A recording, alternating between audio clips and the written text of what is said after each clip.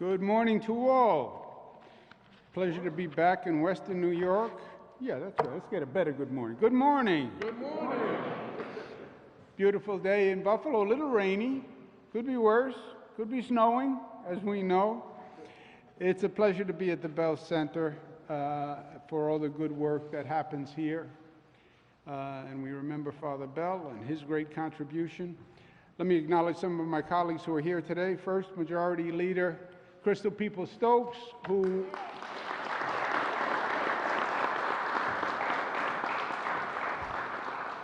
let me just say a word about Crystal. You know her as your representative and your voice, and she does a fantastic job on that level. But Majority Leader means she is a leader in the New York State Assembly, and she is a powerful leader. And we just went through what was probably the most difficult budget the state has done, but probably the most potent budget that the state has done. And I want to thank Crystal personally for her leadership on the cannabis bill. She was fantastic. So thank you, Crystal. Mayor Byron Brown, this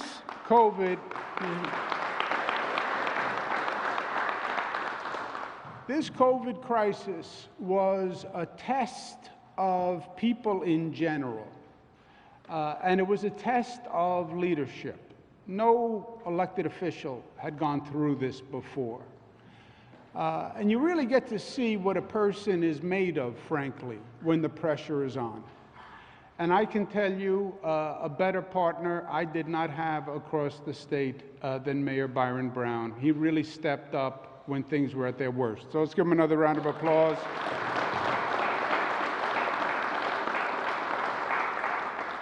Eunice Lone, who's a great community leader. She's also a great member on the SUNY Board of Trustees, and she came up with a creative idea that we're going to be speaking about today, so let's give her a round of applause.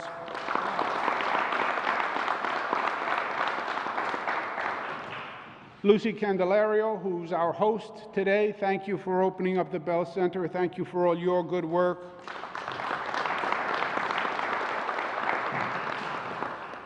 Reverend Mark Blue, who is the pastor of the Second Baptist Church. He's also the president of the Buffalo NAACP, which is doing extraordinary work. So thank you, Reverend Blue, for being with us. We have Thomas Buford, who is the president and CEO of the Buffalo Urban League. He works with Mark Morial, who's the national president, former mayor of New Orleans, and they're doing great work all across the country. Pleasure to be with you. Thank you. Thomas Quattrochi, who has been leading the Erie Medical Center through this, and talk about challenging times and great work. Thomas, thank you very much, and thank the entire medical center. And Dr. Raul Vasquez, who is the president and CEO of G Health Enterprises. He's going to be participating in the initiative we announced today. Dr. Vasquez, thank you very, very much. Thank you. Let me give you an update on where we are on COVID, because this COVID situation changes almost day to day. It certainly changes week to week. And as the enemy changes tactics, then we adopt our tactics to meet the enemy, right? Because this is a war. And you read about the great wars. You watch the enemy moves, and then you move in response. So we track COVID on a daily basis to see what it's up to. And it has tricks for us, and it has changed tactics. Don't dismiss these variants of interest, they call them. The COVID virus changes all the time. It mutates all the time. And they talk about the UK mutation. Now they're talking about the mutation that's in India. We have to watch these mutations, because whatever happens anywhere on the world, it winds up here eventually. And eventually is becoming a shorter and shorter period of time. The world is shrinking one person gets on an airplane, comes to New York, it's here. It can be here within 24 hours. So we watch it every day. Today, the numbers are good. Positivity rate statewide, 1.8%, and that's really good news. Remember when we were up 7, 8, 10%, 1.8%. So let's give New Yorkers a round of applause.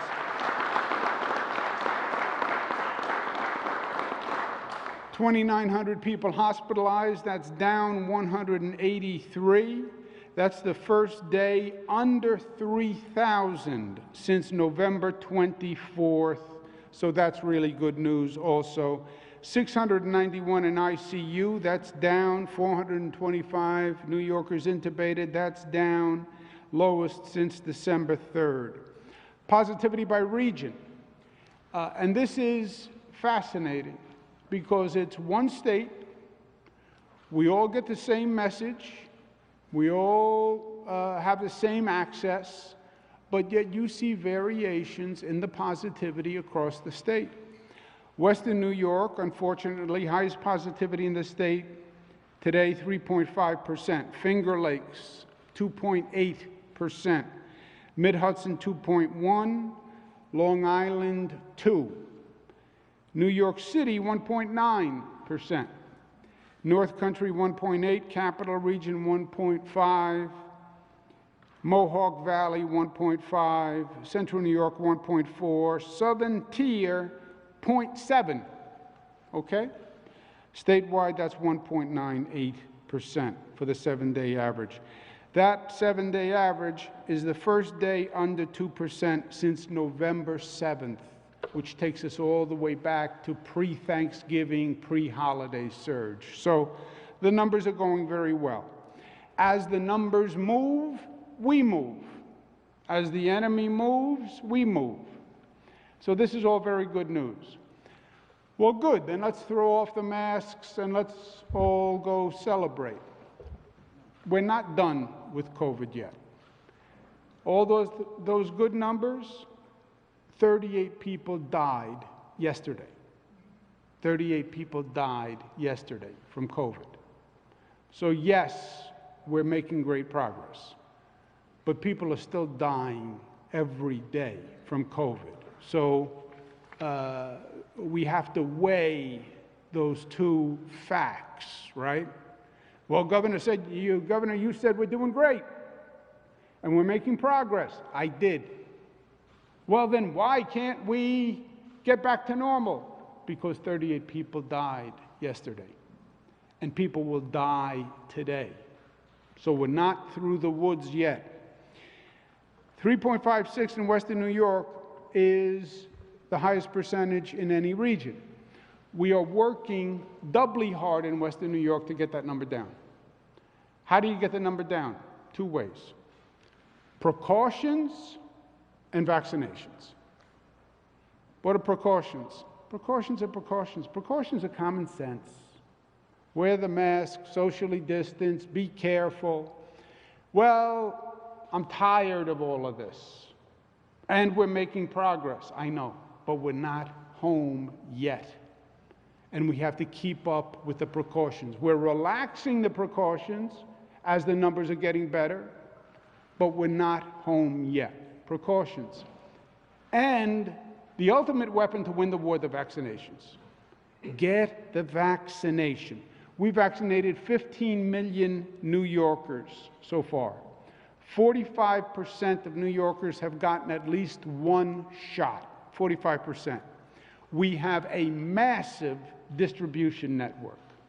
Pop-up centers, we're going into public housing, we're going into hard-hit communities, mass vaccination sites. We have an elaborate distribution center. So people who want the vaccine can get the vaccine. Unfortunately, the rate of people getting vaccines is slowing. Partially, that's understandable. You're up to 45% of the population. Those who were most eager to get the vaccine came in first. You get to 45%, now you're starting to see a slowing in the number of people coming in for the vaccine. We were doing 175,000 vaccines every 24 hours, statewide. We're now doing about 115,000 shots every 24 hours. Did you reduce the distribution? No. We just have fewer people coming in. So we have to work harder to get people to come in for the vaccinations. We're focused on two groups, the doubtful and the youthful. Who are the doubtful? Doubtful are people who doubt the vaccine. Well, government says I should get the vaccine. You know what? I don't believe government. To those people I say, it's not government that says it. Yes, governmental leaders say it. Democrats say it, Republicans say it, tall leaders say it, short leaders say it, females say it, blacks say it, whites say it. It's not government telling you, and it's every major medical source in the nation says get the vaccine. Well, I'm worried I don't want to go first. 15 million New Yorkers went first. People all over the globe went first. Well, I'm afraid of it. You have a greater risk to yourself not getting the vaccine than you have getting the vaccine. It is safer to get the vaccine. Well, I don't like needles. Nobody likes needles. Nobody. Take it from me. I get needled every day on various levels, sometimes with a needle, sometimes other types of needles. Nobody likes a needle, but it will keep you safe. That's the doubtful group. And then we have the youthful group, 16 to 25. The 16 to 25 is the lowest percent vaccinated, okay? Listen to these numbers, because the mayor, when I was here last time, raised this point, and I went back and I looked at the numbers and he was right. Statewide, 75 plus in age, 72% vaccinated.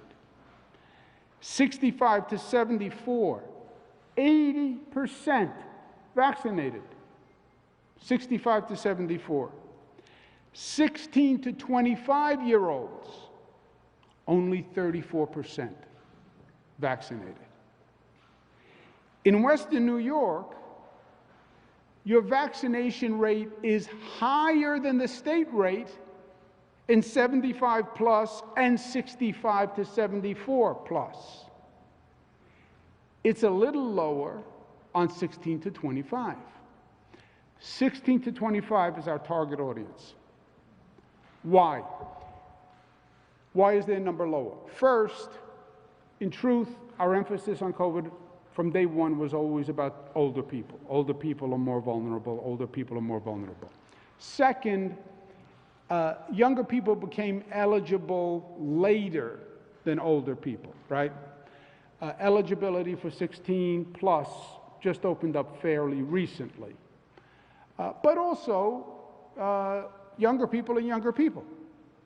And, you know, they have been told they're less, this is less dangerous for them.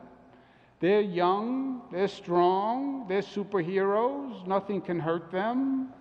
They'll get over it. Well, my friend had COVID, my friend's fine. I'm fine, I'm young, I'm strong. That may all be true. But first of all, it's not true. Young people have gotten very sick from COVID also. Young people get what they call long-haul syndrome. There's a group of people who get COVID, and it lingers for months and months. And they're still studying this long-haul syndrome. But younger people, yeah, maybe it's not going to affect you, but you don't live in a world alone. If you said to me, I live in a cabin in the woods and I don't see anyone, all right. But if you live in Buffalo, if you live in Western New York, if you go into a shopping center, if you go to school, if you have a family, If you say hello to your grandmother or your father or your brother or your sister, or you shake hands with someone on the street, then you are affecting other people. So it's really not just about you, right? I know we like to think rugged individualism. I know, but we live in a community. We live in a society.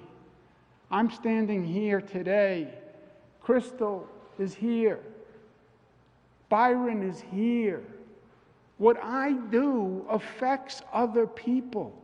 What we all do affects other people. Yes, you're young and you're strong, but what you do affects other people. We talk about social responsibility, social equity, community, helping one another, supporting one another. Get the vaccine. It's the best way to help one another. You want to say you care about me? You want to say you care about us? Get the vaccine. And say, you know what, I got the vaccine. I wasn't afraid for me. But because I love you, and I care about you, and I understand that my actions can affect you, that's why I took the vaccine. And that is true for every 16 to 25-year-old. Now, we want to make it easier to do it, and we are targeting the 16 to 25. Eunice Lone came up with a great idea, Dr. Vasquez. Tomorrow and Saturday, we're going to have a pop-up at the Greater Buffalo United Accountable Healthcare Network, 1195 Main Street. It will be open to everyone, but primarily focused on 16 to 25. NFTA has provided free bus vouchers for 1,000 young people so they can get to the vaccination site without having to pay the bus fare. Let's give the NFTA a round of applause.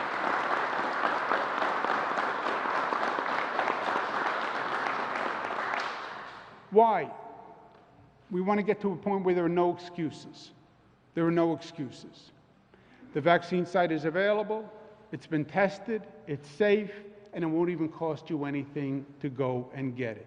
To high schools, I recommend high schools do this as an organized effort. School is still in session.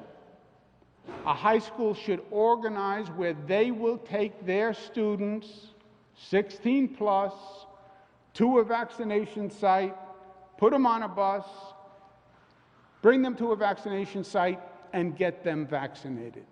That's the population that we have to get up. Why?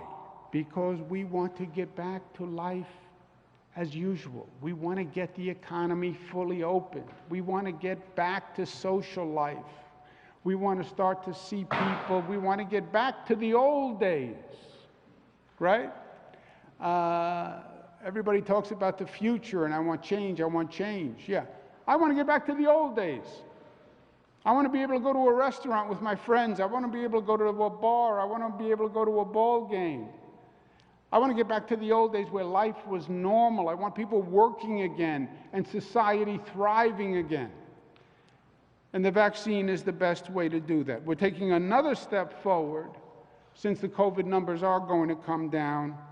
And we're going to announce that the Buffalo Marathon is going to return this year, June 26th and 27th. And we want to thank Greg Weber very much for organizing that. But the marathon will go on. So congratulations to Greg Weber, and let's move forward with that. So we are reopening. We're calibrating to COVID, but all the numbers in the right direction. We're opening more and more. The Buffalo Marathon is another example of that. We are in the home stretch. We'll use the marathon. We're coming around the last corner. The tape and the end of the race is ahead of us. Now is no time to slow down. Run through the tape. Let's bring it home. Get those vaccinations done. Let's get Western New York reopened. Let's get back to life as normal. Thank you for having me here today. Let me now turn it over to Crystal PeoplesStokes Majority Leader. You'll then hear from Mayor Byron Brown, and then you'll hear from Ms. Lewin from the SUNY Board of Trustees, who helped organize today. Thank you very much, Crystal PeoplesStokes.